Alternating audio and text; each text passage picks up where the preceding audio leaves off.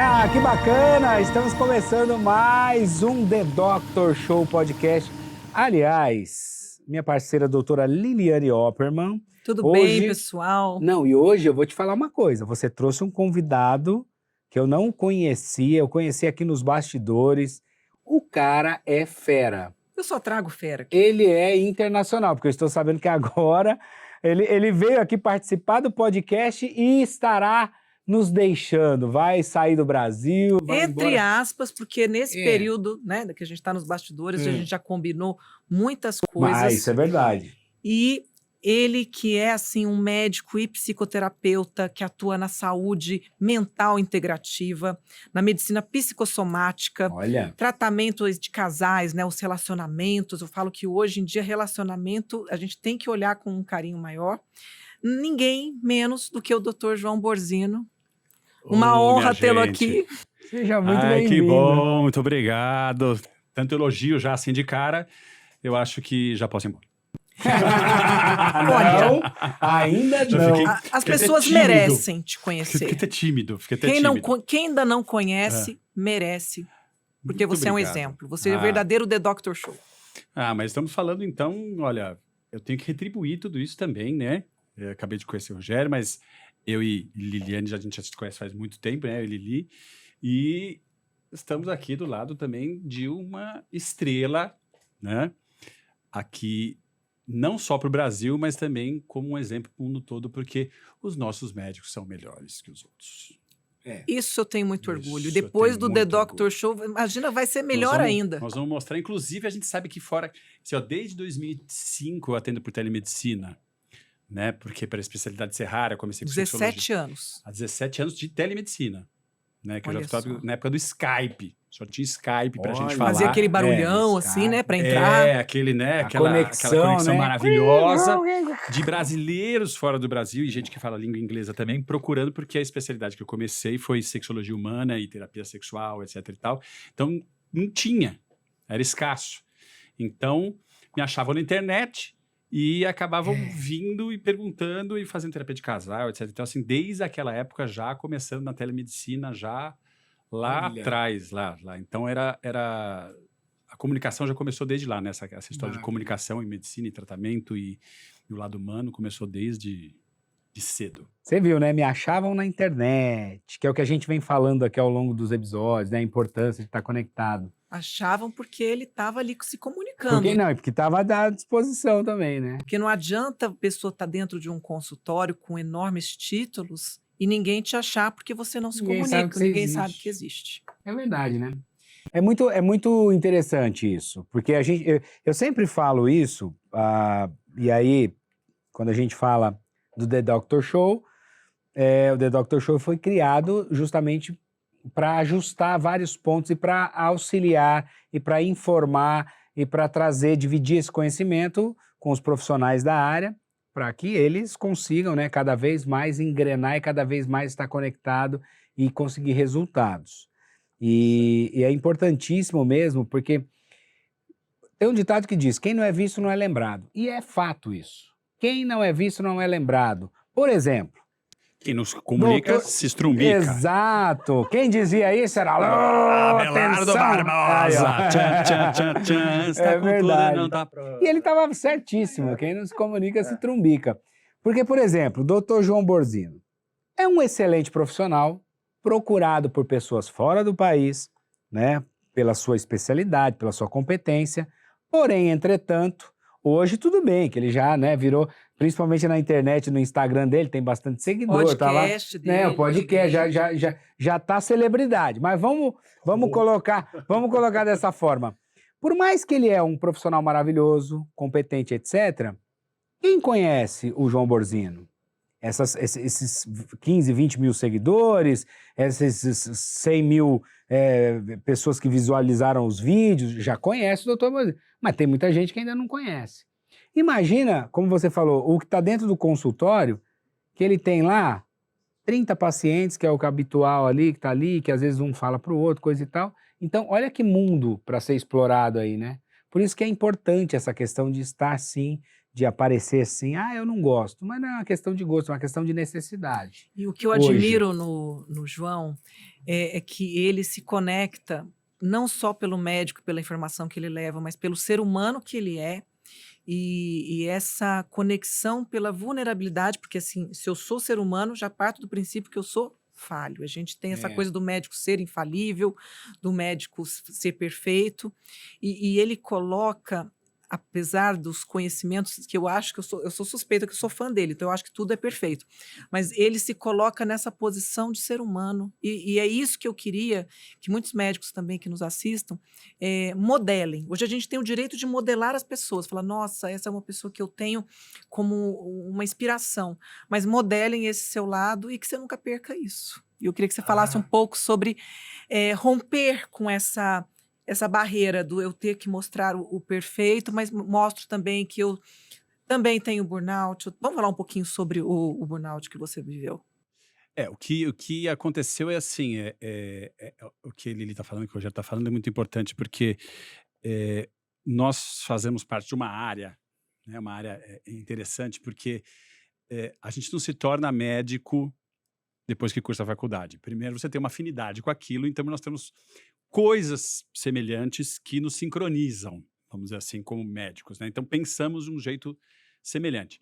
Aí o anestesista pensa de um jeito, o cirurgião pensa de outro, a gente começa a ver semelhanças nessa coisa de personalidade, etc e tal, mas a gente vê que tem alguma coisa ali dentro dessas pessoas que escolhem fazer medicina, que são seres humanos, que estão sendo desumanizadas dentro das próprias entidades, vamos dizer assim, dentro das próprias faculdades, né? Porque o que ensinam pra gente, a Lili está aqui de prova, a gente vê não humanizar, colocar o paciente o mais distante possível para você sofrer o mínimo, né? De processo, de sofrer o mínimo com a dor alheia, para você não se envolver, para você não aconselhar, para você não ser alguém que está se colocando frágil em ambos os lados, né?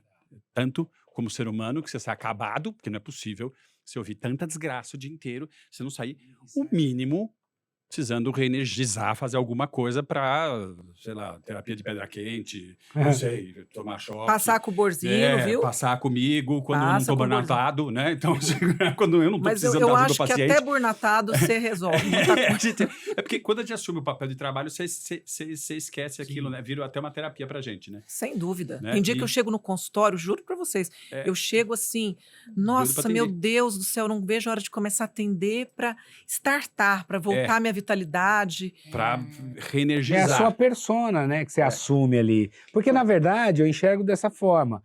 O médico, em relação ao paciente, eu sempre falei, porque assim, eu sou o único aqui que não sou da área médica, eu sou paciente. Todo mundo que senta aqui é um profissional e eu sou paciente desse profissional. Então, Por isso que você está aqui. eu enxergo da seguinte forma: quando eu vou até o doutor João ou até a doutora Liliane, é meu herói, ué. Eu tô com um problema, ele precisa me salvar, de certa forma, de alguma coisa que está me incomodando.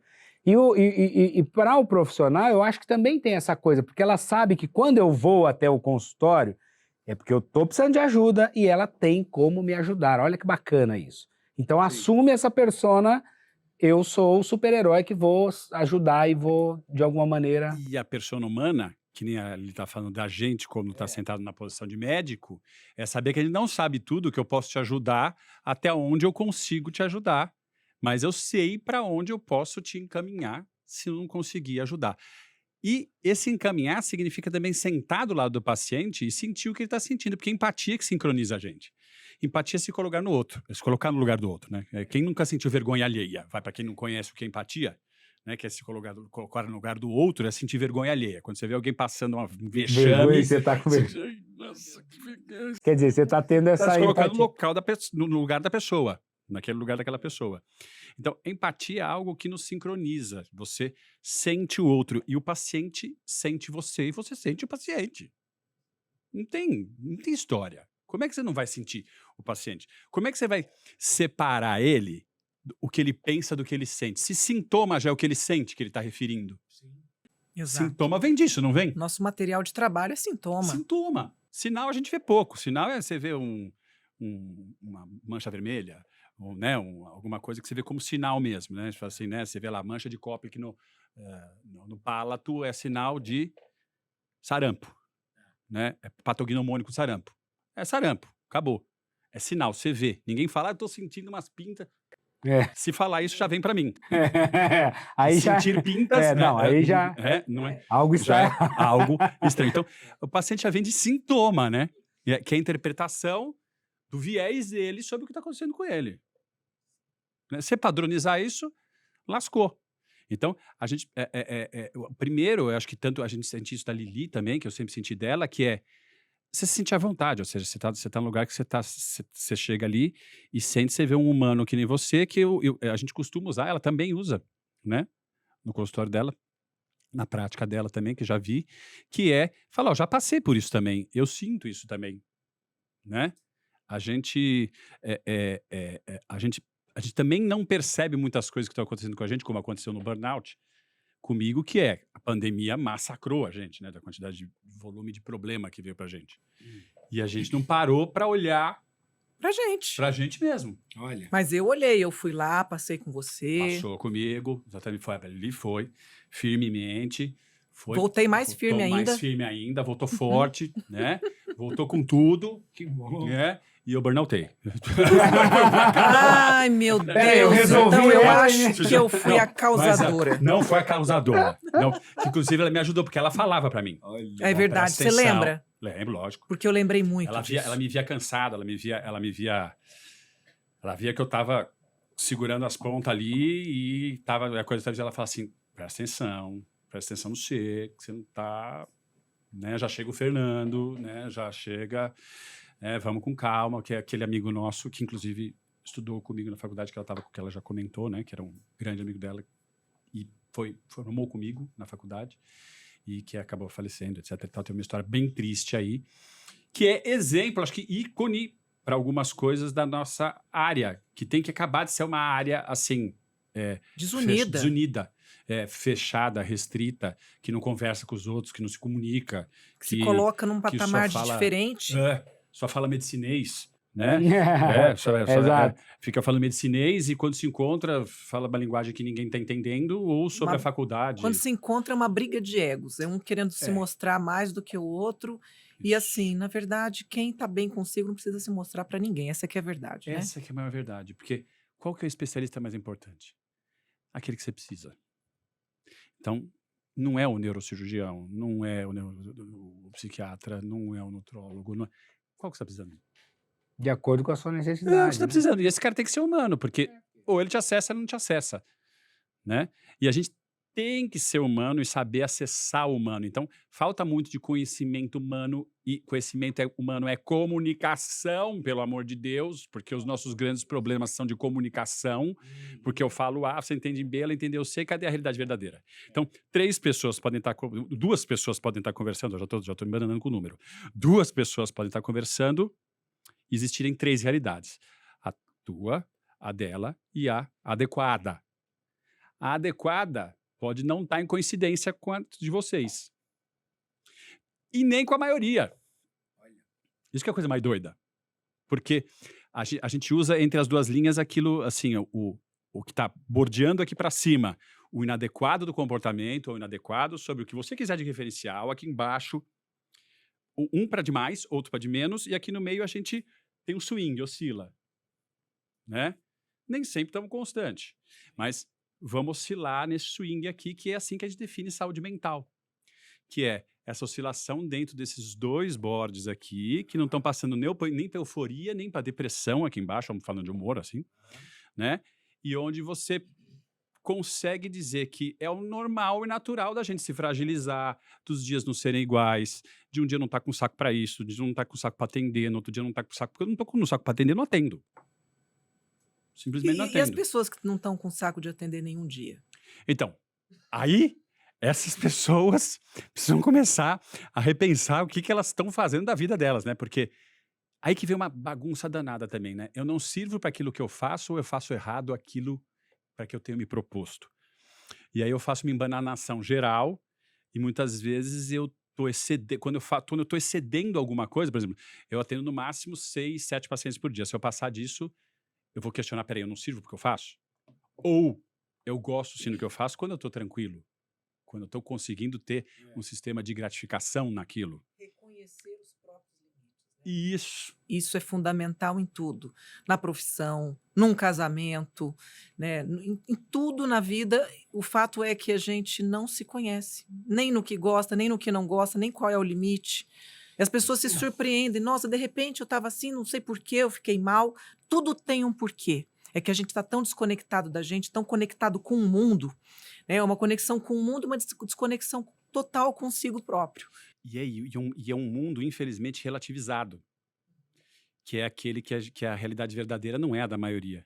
Quer dizer, perdão, a realidade verdadeira da maioria é tomada, é um padrão.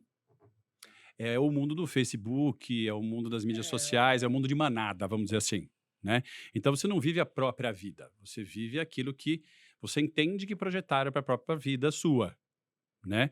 Isso traz um descontentamento horroroso, porque não se autoconhecer, né, é não saber que fragilidade, né, é algo que faz parte da gente.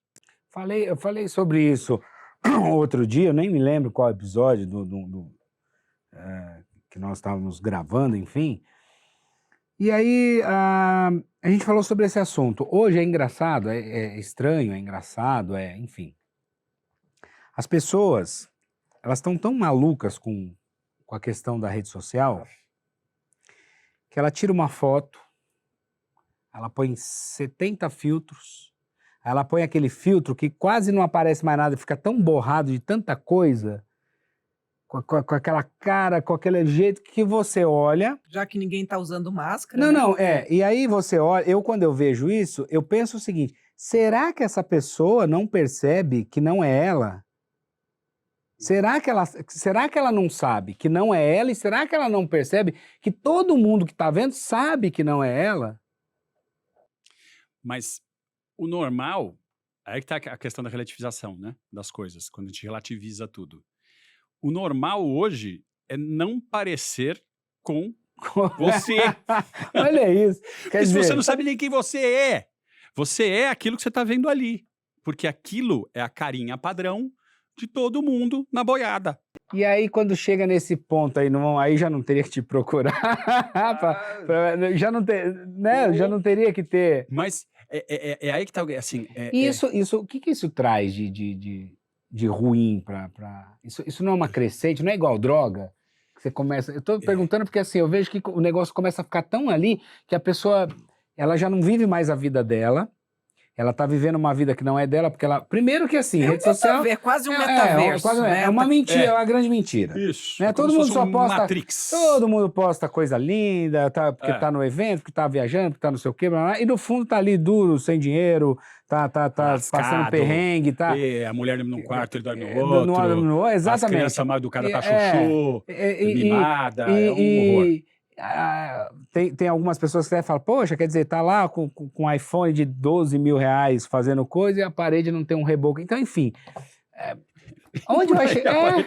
É isso mesmo. A parede não tem um reboco, ela tem um iPhone de... Mas esse é o grau de vazio. Onde vai chegar isso? Mas esse é o grau de vazio que as pessoas estão chegando hoje, exatamente nessa síndrome de relativização de tudo, né? Quer dizer, assim, ou seja, o que você é?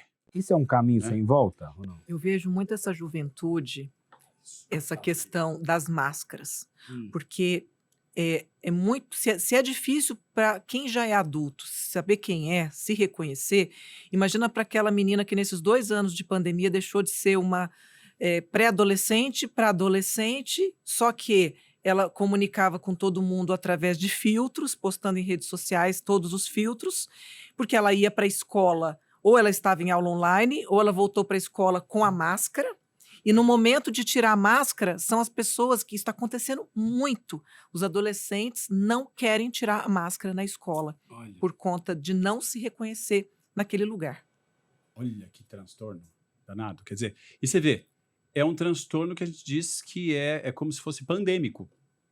É outra pandemia. Né? É outra pandemia, porque está atingindo todo mundo. E a gente chega exatamente nessa questão do... Não sei se vocês já ouviram falar daquele... Vou dar uma teorizadinha rápida. Efeito Dunning-Kruger. Vocês já ouviram falar? Não. Eu só conheço o Fred Krueger. O Fred Danny Krueger é bem é- parecido. é bem- Olha, vai fazer uma boa É semelhança. mesmo? Porque assim, foram dois caras que estudaram na década de 80, baseado em dois psicólogos americanos que estudaram na década de 80, baseado em cima de um incidente. Assim, um cara foi assaltar um banco sem máscara. Sem colocar Sabe aquele negócio, uma meia na cara, que fica meio com o nariz? Fica tudo assim? Nenhuma meia na Nenhuma cara. meia. Foi de E cara limpa. Foi gravado. E prenderam ele porque reconheceram ele na rua depois. Assim, o banco já tinha câmera naquela época. E aí eles foram estudar e falaram assim, mas escuta, o Mentecapto, você não sabia que tinha câmera? Sabia. E por que você não... Eles estavam estudando exatamente porque esse tipo de comportamento estúpido, né? Assim, tipo, estúpido sem nexo. Sim. De... Ele Ué, queria ser filmado. porque ele queria ser, exatamente, acho que ele queria fazer o primeiro meme, né? Ele explicou, ele falou assim, mas tinha câmera, eu sei que tinha câmera. E eles já tinham feito os testes psicológicos e o cara não tinha nenhum problema psiquiátrico relevante, fora esse. Né? Então, assim, que na verdade era ignorância, que é isso que eu vou explicar. Porque ele falou assim, mas eu passei limão no rosto. Assim, passou limão no rosto, e daí? Mas não é que se passar limão no rosto, a câmera não filma tudo borrado? Misericórdia. Sabe aquela história de colocar um CD do lado da placa do carro, que daí não sabe o que lá, sabe esses Ok. mitos urbanos, essas Sim. coisas, onde as pessoas caem nisso e acabam acreditando que é verdade. Então, assim, o Danny Kruger estudaram exatamente que, assim, o nível de ignorância do indivíduo, quanto mais ignorante o indivíduo mais ele acredita naquilo que estão falando para ele sem questionar. A um ponto que ele chega a ter tanta certeza do que ele está afirmando sem estar baseado em nada, baseado em crença simples, em crença boba, em como é que se diz? Em ideologia ou em...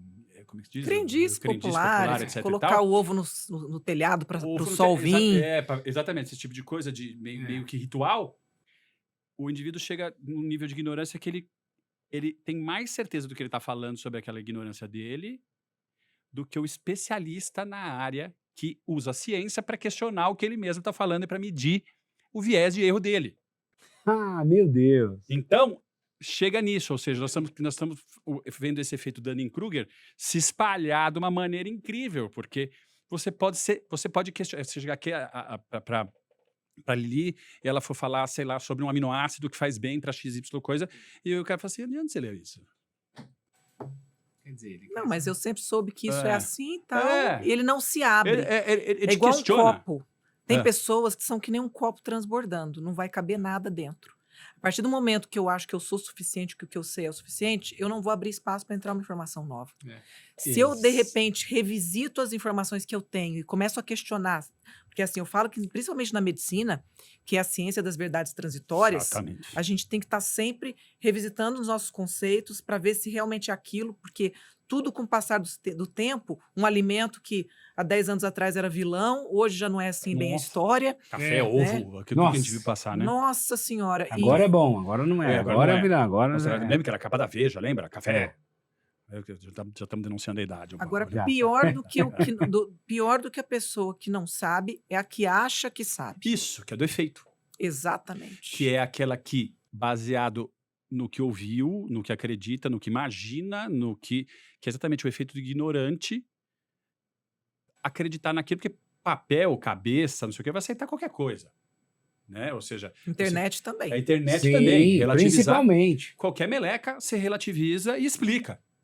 Né? A gente não tem essa coisa ambivalente que a gente diz do fumante que fala, não, os outros morrem de cigarro. Eu não, porque Eu meu não. avô E fumou até Morreu 98 com anos e 90. ele não morreu por causa do cigarro. Mas quem disse que não morreu por causa do cigarro?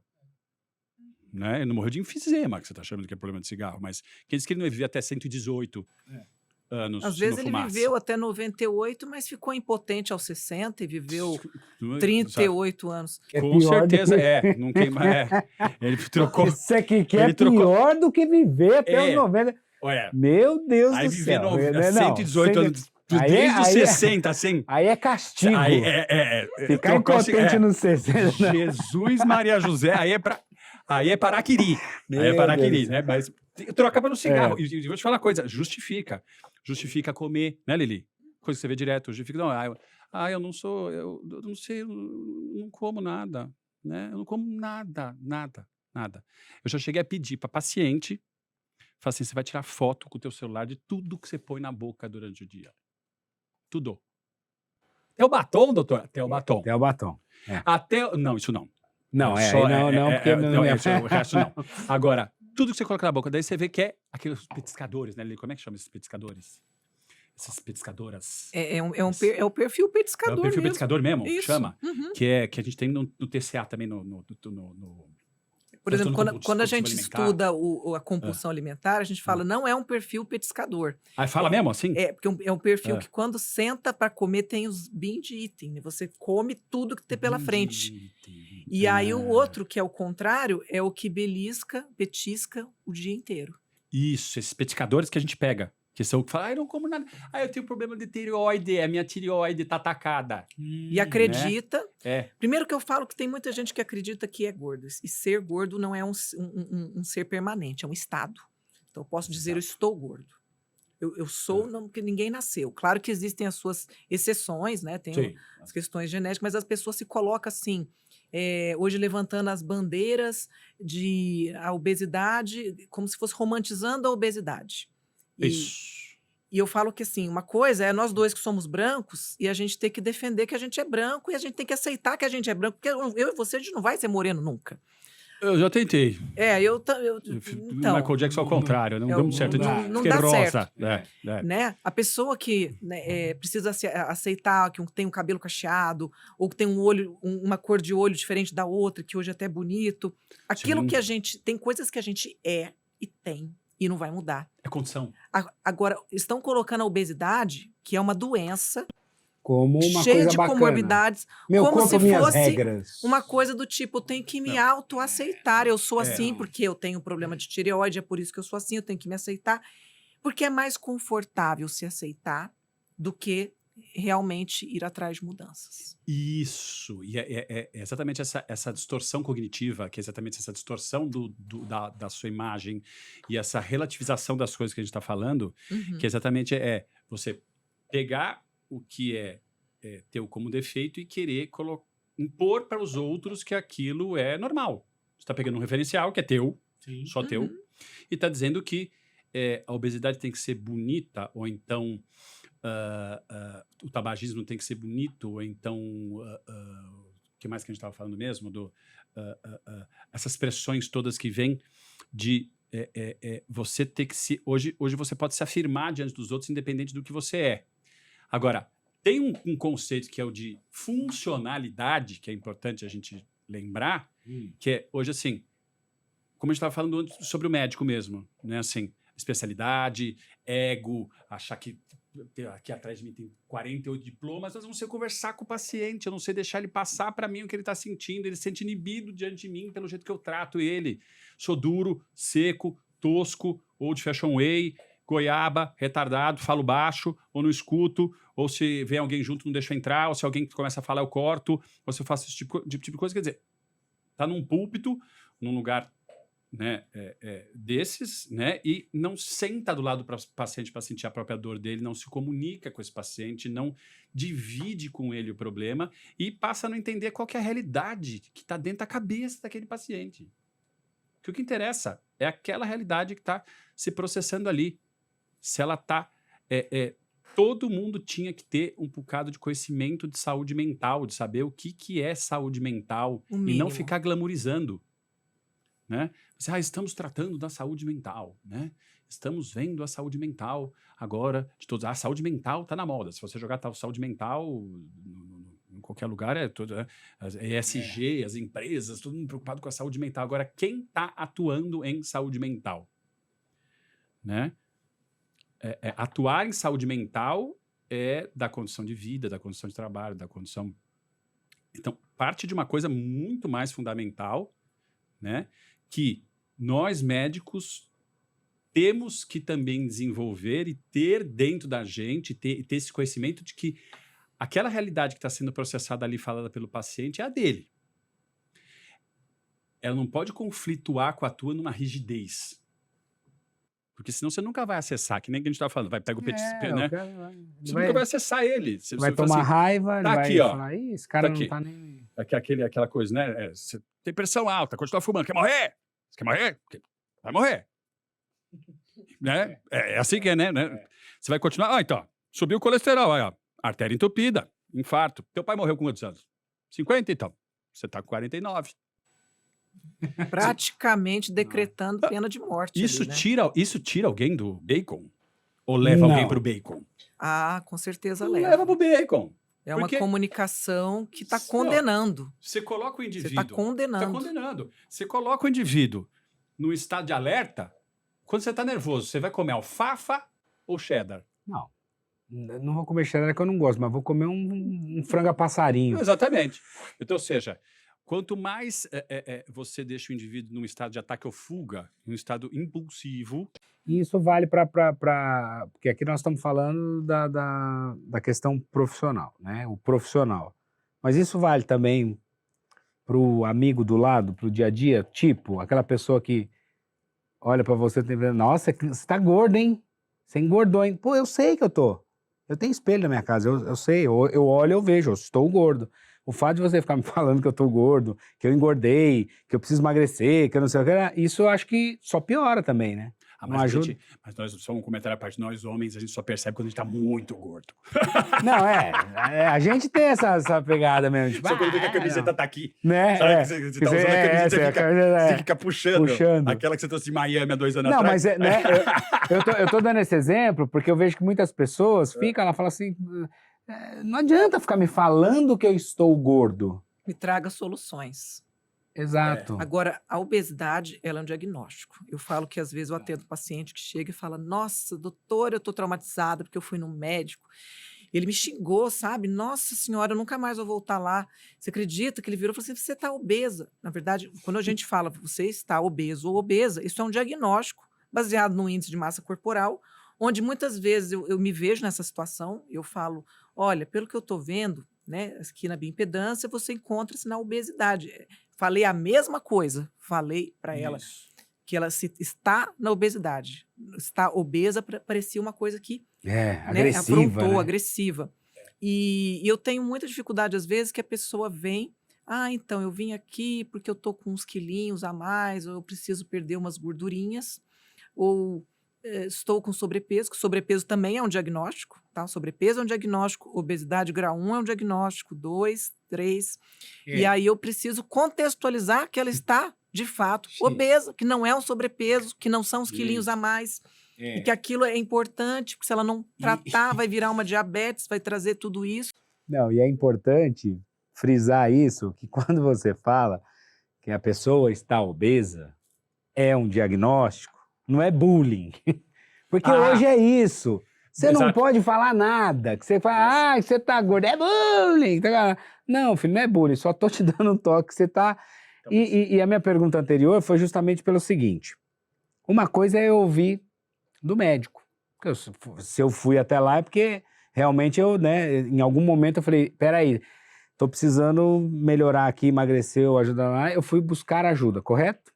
Então o médico falar para mim que eu tô obeso, eu vou falar, tá bom, eu tô mesmo, tanto é que eu tô aqui. O que eu preciso fazer para resolver?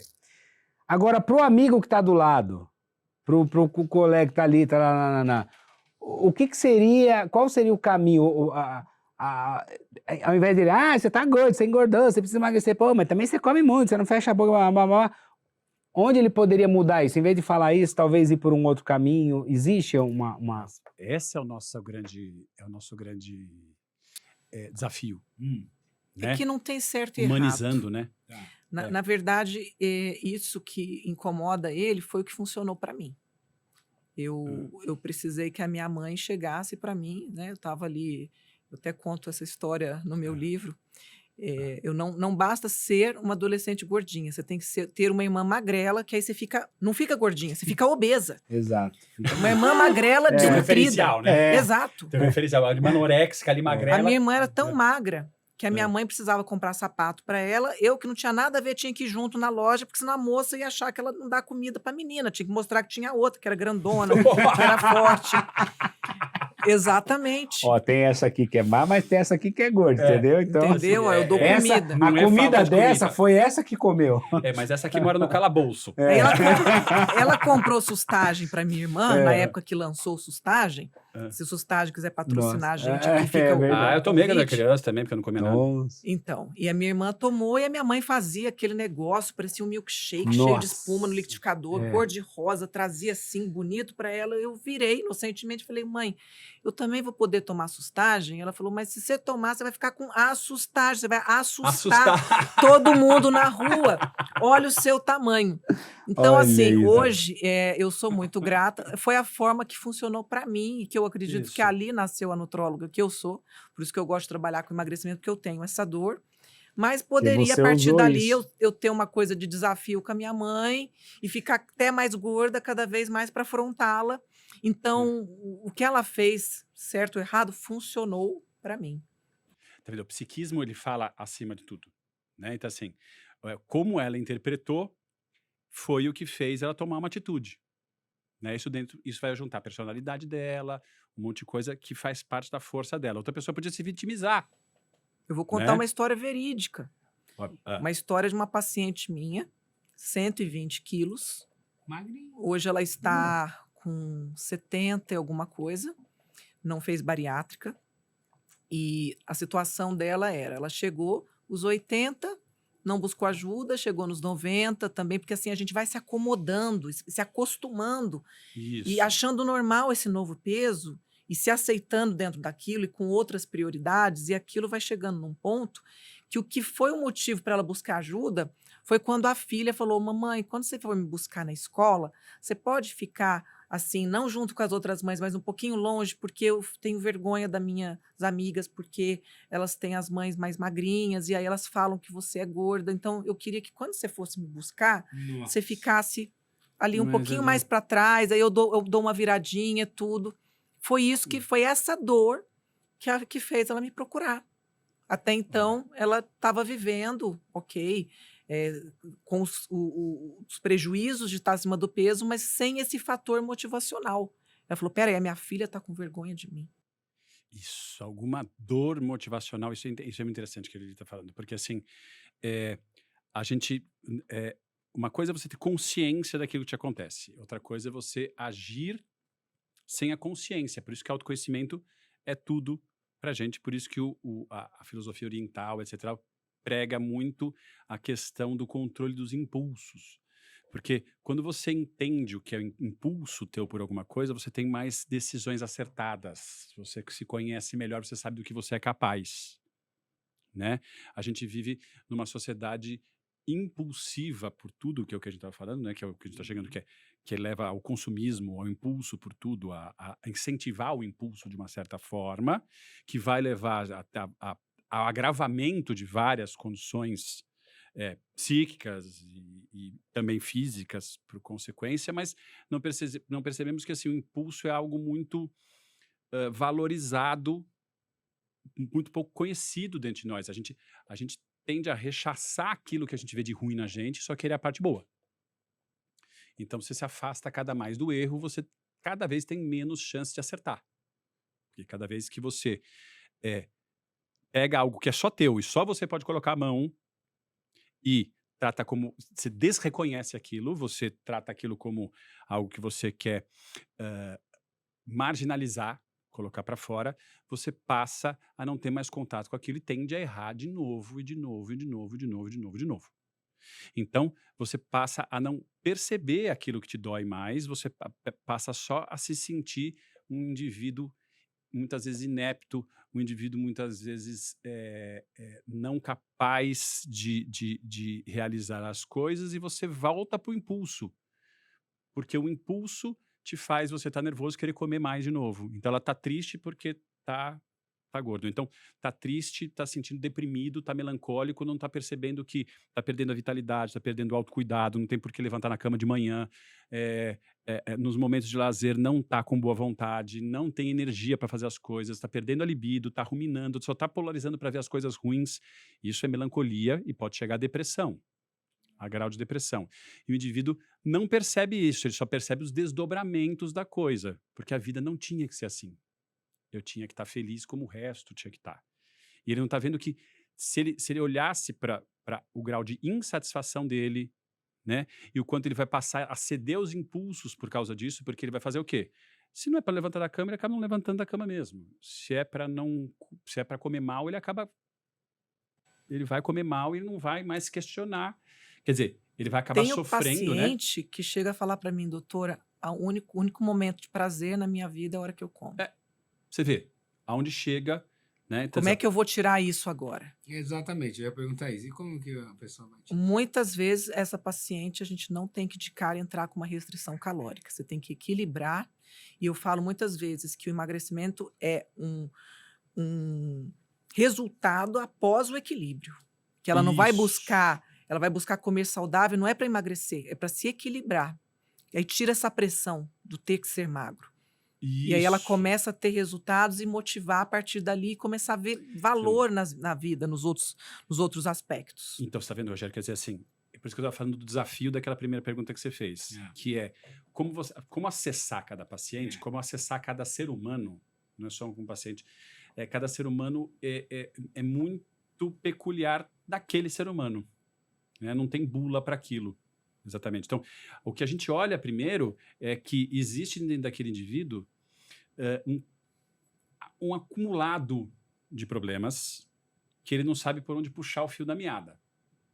Ele não está entendendo. Então, você vê, por exemplo, um indivíduo que é drogadicto, que usa droga, que é viciado, né? A maioria começou tentando se automedicar. É um indivíduo que tem um transtorno ansioso grave ou um transtorno de déficit de atenção e hiperatividade, o famoso TDAH, né? Que passou a fumar maconha à noite para dormir. E essa brincadeira virou o quê? Já que ele ainda mais é impulsivo, né? Abriram as portas para outras drogas, Abriu a né, porta para o cada vez inferno. mais difíceis, né? Porque daí a gente tem uma questão orgânica que caiu o vício. Eu falo que os médicos, quando não entram nessas drogas, porque diferente de qualquer outro paciente que está sofrendo com uma ansiedade, com uma insônia, que vai muito pelo caminho da maconha, nós médicos, a gente tem todos os recursos farmacológicos à disposição. E o que a gente tem hoje de médico se automedicando do ponto de vista psiquiátrico e ali criando um imbróglio, porque ele erra numa medicação, mas ele já alterou a percepção da realidade, ele não tem essa concepção. E aí, quando vê, você conversa com um médico, eu atendo alguns médicos que estão tomando 5, 6 tipos de medicamentos, que um que é para tirar o efeito colateral do outro, assim vai. um é para dormir, outro é para acordar, Loucura. e aí por aí vai. Não, isso não é incomum. Né? Porque eu também Muito tenho comum. bastante paciente médico, colega, e aí a gente esbarra no CRM positivo, né? Que a gente fala, né? Que a gente tem CRM, né? Que é o Conselho Regional de Medicina. O CRM positivo é sempre mais tenso, né? Sempre mais complicado, porque conhece aquela base física, nós estamos falando. Que nessa brincadeira começou a fumar maconha para dormir. Não me vem com história que maconha não vicia, que não detona neurônio. Porque isso aí é papo de maconheiro. Lógico. Você entendeu? Papo de Zé Maconhinha. Que Já acha dizia, que maconha você vai fazer tênis. já música. dizia Maria Alice Vergueiro, maconha não vicia. Eu fumo há 30 anos, nunca pulei nenhum dia e não tô Não viciado. tá viciada, de forma alguma. Então, quer dizer, né? E vai, daí, e o indivíduo toma aquilo como uma realidade, aí a gente vê como uma realidade própria dele e uma forma de automedicação que acaba caindo numa brincadeira aí bem ruim, porque isso estimula mais as impulsividades dele, isso estimula, quanto mais curto o efeito, mais ele quer de novo, que esse é o problema da droga. Quanto mais curto for, por exemplo, o crack. Por que o crack vicia muito mais rápido do que outra coisa? O efeito é muito curto, né? Já quer de novo, né? É um Já quer de pico novo. e acabou. Exatamente, já quer de novo. Então, você olha para aquele indivíduo primeiro como um indivíduo que está tentando se automedicar. Então, o que será que se passa nele que tem um diagnóstico, que a gente hoje usa o nome de espectral, né? Assim, ele tá...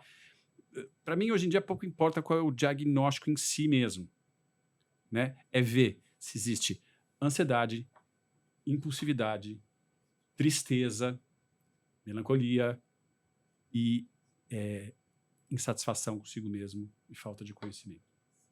Disso, você vai começar a juntar e as pecinhas do que você está vendo ali na tua frente e começar a dar a mão para esse indivíduo e sentar do lado desse indivíduo para dividir com eles os problemas deles. E a família é um negócio muito importante nesse momento.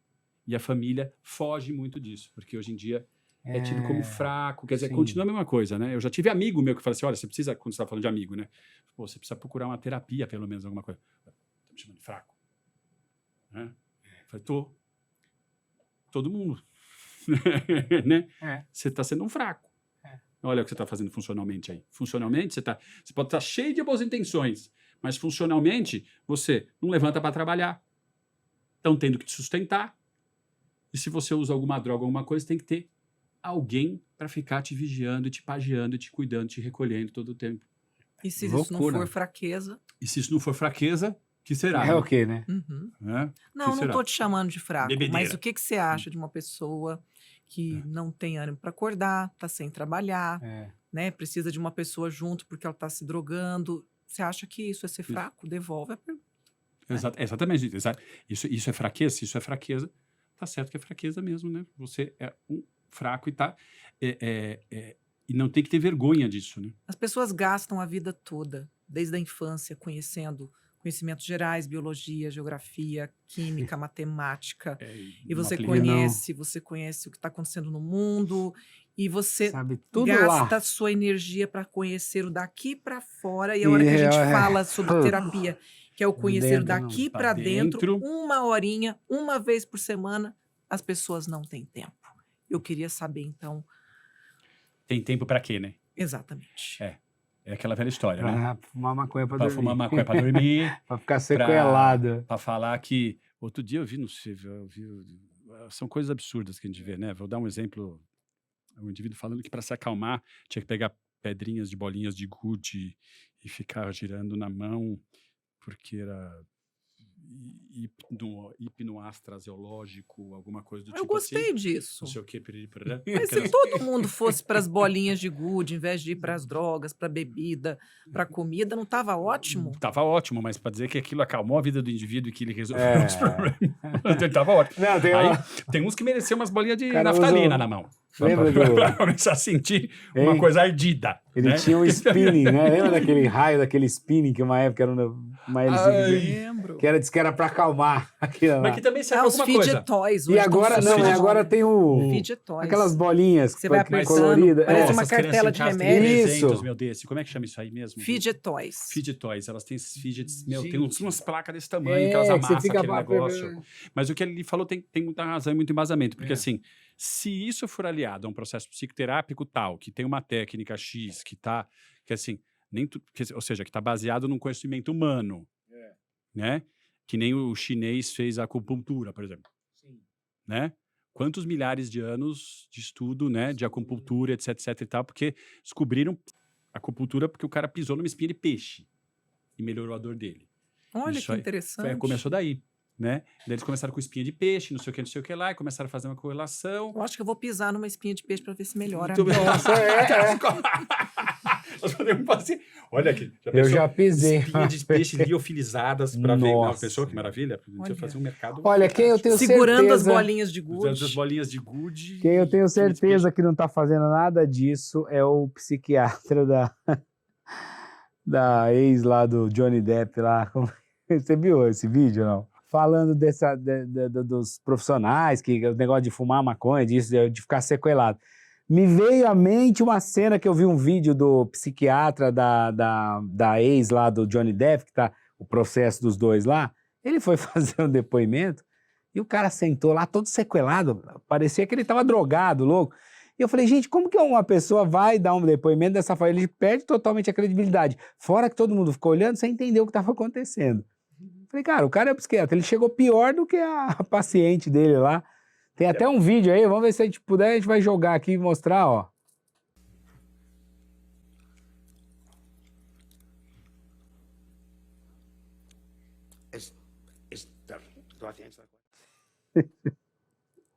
Entendeu? Meu. Sabe o que eu queria te perguntar? Eu tava doida para conversar com você. Porque eu percebi o seguinte, o quanto que as pessoas desconhecem sobre saúde mental, e eu queria saber a sua opinião sobre o acontecimento da mulher que teve o relacionamento com o mendigo. Nossa, é verdade. Nossa, isso aí foi uma coisa...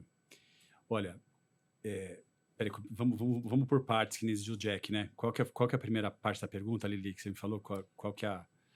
As pessoas intenção de saúde- desconhecem muito sobre saúde mental. Saúde mental. Isso. Por exemplo, eu converso com pessoas que acham que é totalmente improvável que ela tenha, de fato, entrado num estado alterado de Num consciência, surto, num tal. surto psicótico, enfim, E que aquilo Sim. foi e marketing. que acha que, enfim, que foi combinado, que era para promoção do mendigo. E assim, a gente, de um lado de cá, a gente sabe que isso é possível.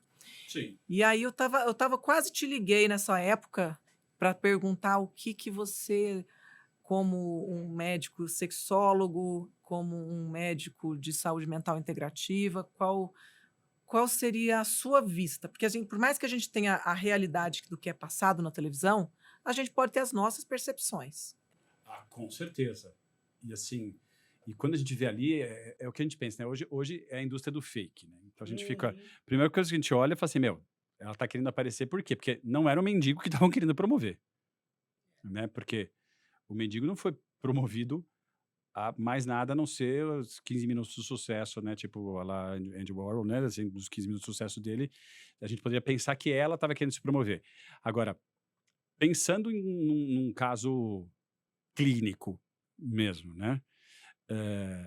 Primeiro, ela pode ter fetiche. Fetiche por mendigo. Pode ter, né? Um simples fetiche ou ser uma fetichista. Que daí a gente tem uma diferença entre uma coisa e outra. Ter um simples fetiche é gostar de transar com a mulher de salto alto.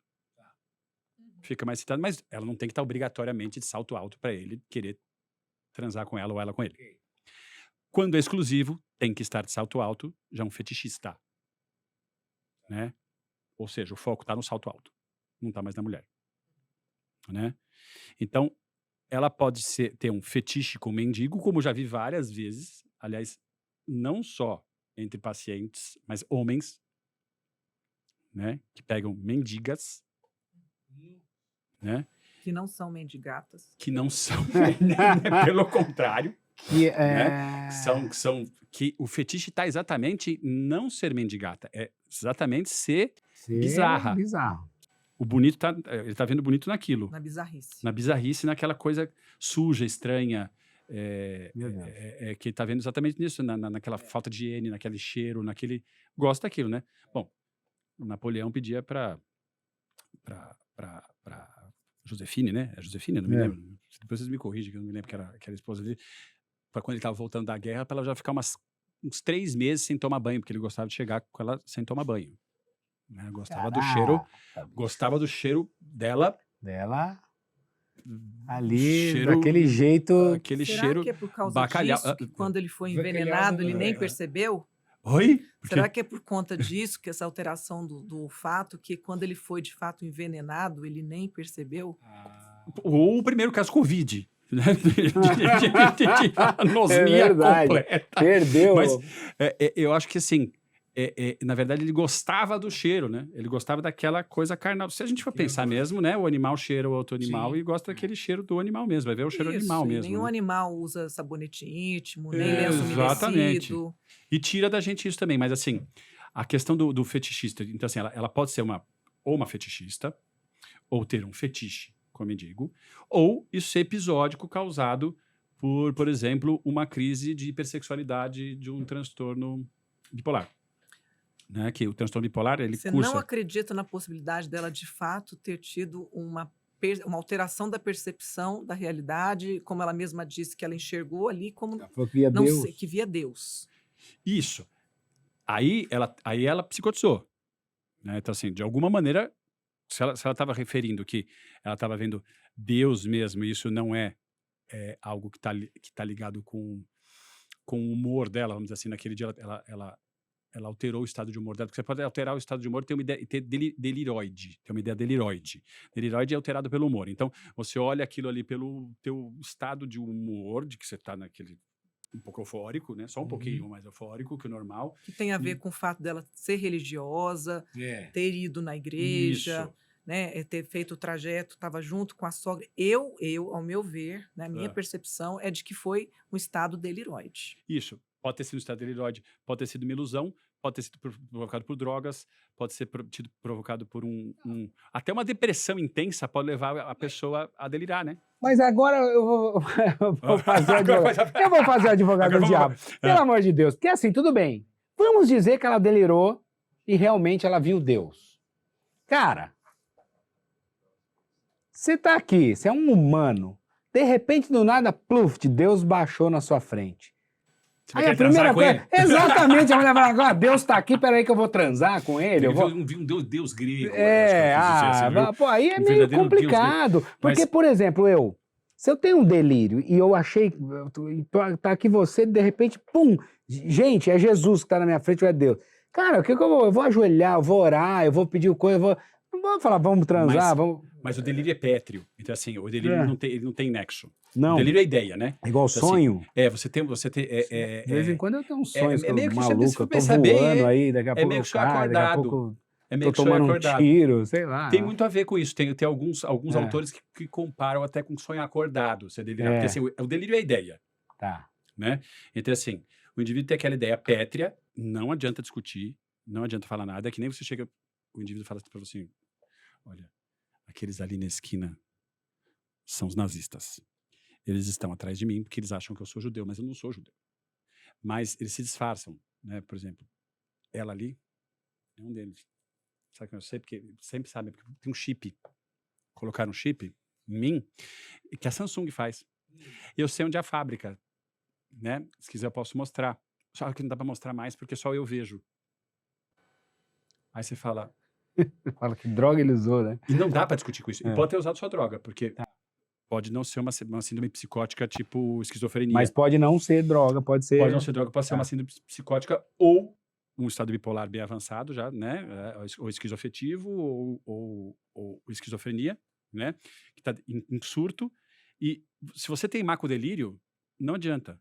Ou você pode apanhar, ou ser ignorado, ou a pessoa fica agressiva, ou qualquer coisa, depende de cada um. Quer dizer, né? não adianta eu, nesse caso, eu tô vendo isso, eu tentar te convencer de que, para, não é isso. Não, tá... tinha até um caso interessante lá que tinha na Santa Casa lá, que era clássico lá, que até filmaram, né? Ficou clássico de um dos pacientes que estava sendo tratado já no Hospital Dia, e ele tinha esquizofrenia e o delírio dele era com um ursinho que ele tinha, que ele conversava com o ursinho.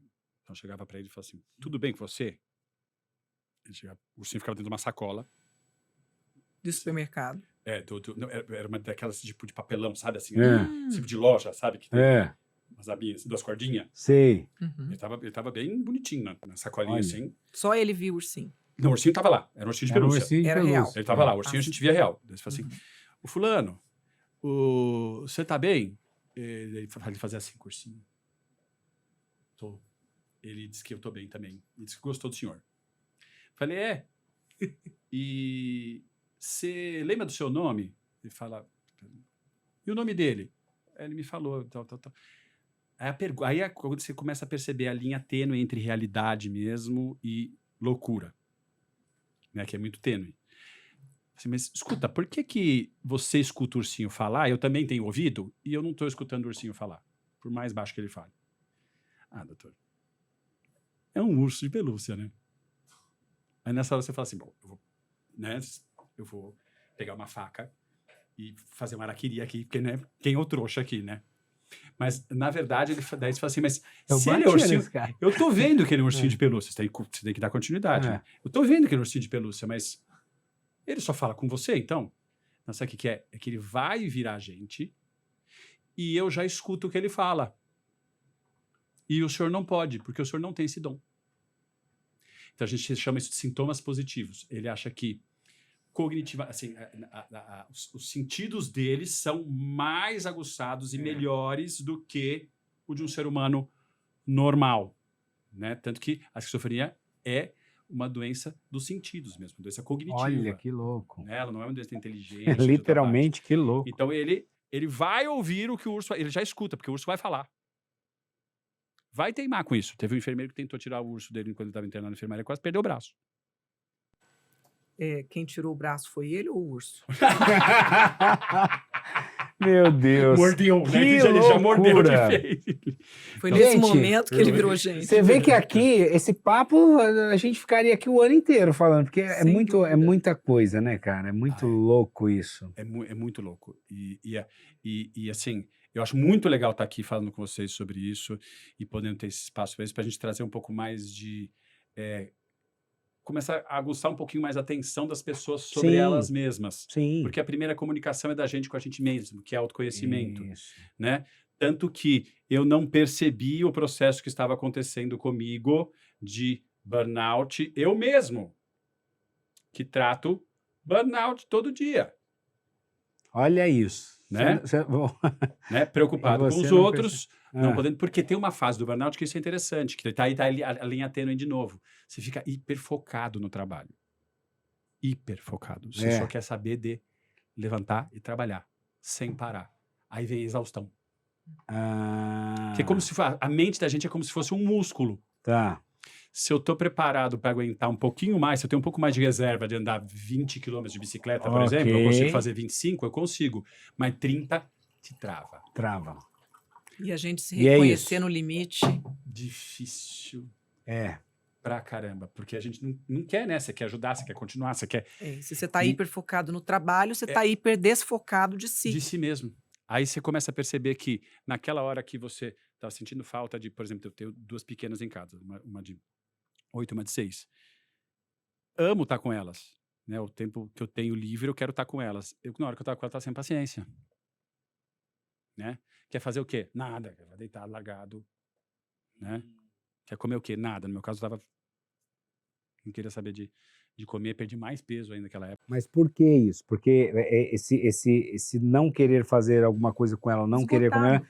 era por conta desse esgotamento Porque é uma mistura de depressão com ansiedade. Nada mais que isso, que a gente está dando o nome de burnout, Tá. do esgotamento. Né? Mas nada mais é que mistura de depressão com ansiedade. E existe uma forma de perceber isso? Porque você falou, você mesmo não percebeu isso. Né? Aí- Existe alguns sinais, alguma coisa ali que a pessoa tem que ficar mais atenta? Esses sinais são exatamente entender que o hiperfoco, se perceber no hiperfoco do trabalho, Tá. que é uma coisa que é uma fase que você passa, é como se fosse gripe. Você pode começar tendo coriza, etc e tal, ela vai evoluir para você ficar prostrado de cama e mal, e depois você vai sair daquilo se você respeitar o seu corpo e deixar o seu sistema imune funcionar de novo. Quem resolver andar de bicicleta, sair, tomar cerveja gelado, vai afundar para uma pneumonia, alguma outra coisa. É o que acontece com a gente, porque a cabeça, se a gente for pensar, o cérebro é o único órgão que se autonominou, né? A mente, né? E a gente precisa do quê? Dela para ter conhecimento da gente mesmo. Então, essa linha tênue que a gente está falando entre não estar bem e estar bem, depende da gente conseguir se espelhar no mundo. E a gente não está acostumado a se espelhar.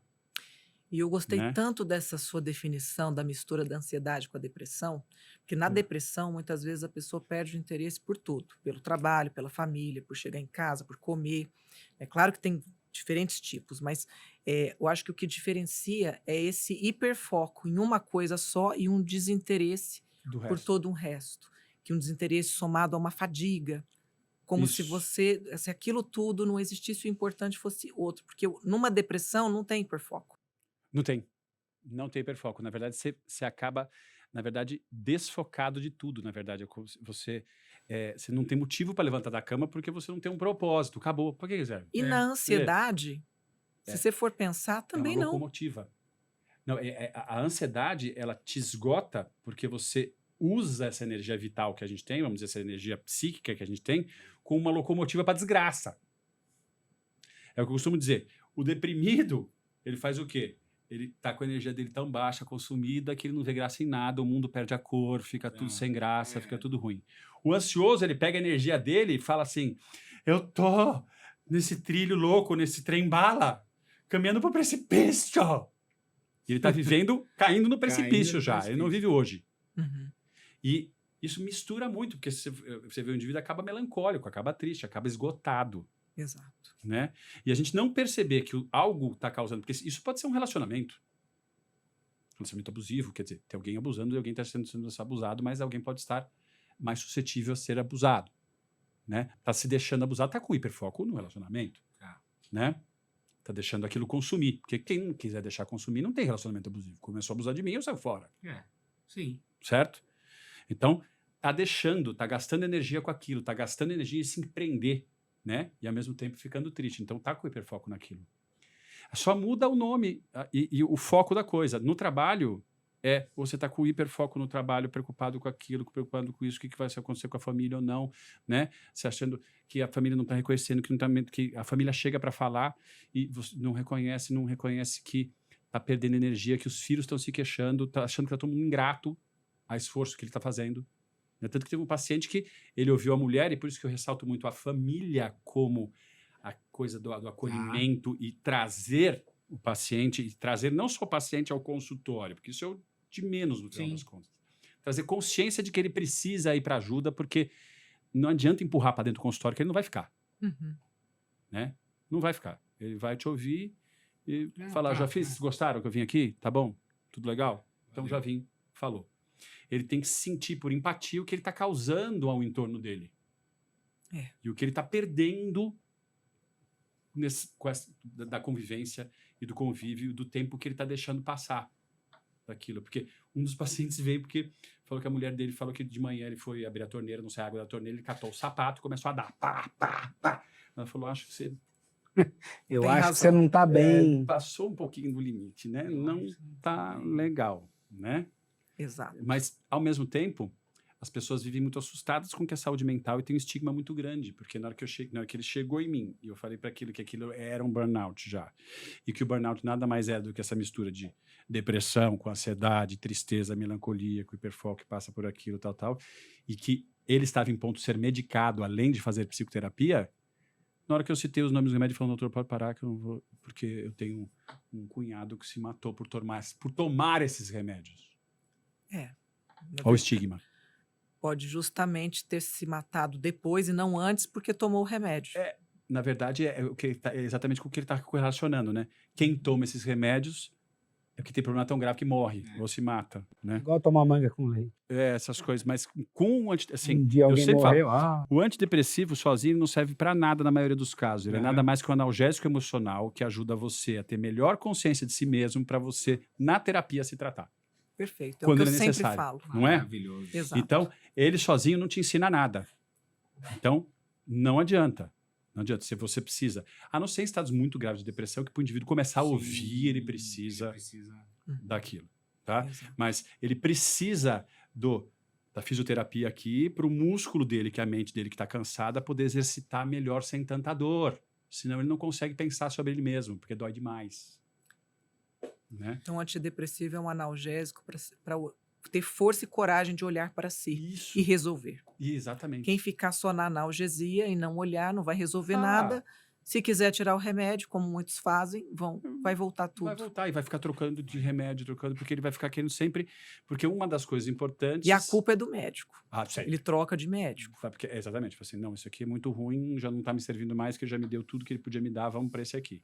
E depois vai para alternativas, né? Ayahuasca e mais o que você Ayahuasca, quiser por aí. Né? Vai pra ayahuasca. Que aí ele Mais vai. o que quiser. Como é que é? Encontrar os demônios. E tem algumas coisas interessantes sobre isso, porque existe uma forma terapêutica de ayahuasca também. Sim. Né? Existe uma. De autoconsciência. Mas é que que- muitas é que- pessoas falam que funcionam, mas na verdade o que funciona é olhar para si. Se foi através do ayahuasca, Exato. Muitas vezes o cara teve um boot. olhar pra si. Com Isso. aquele ayahuasca, como se fosse um choque, um boot que dá na cabeça, e o indivíduo, pumba, toma uma percepção de si e continua com aquilo. Uhum. A gente não entende direito muito bem, né? Ainda. A gente não. É um mecanismo complicado, né? Mas o bichinho complicado. né? Tudo Não só- isso é culpa do cérebro.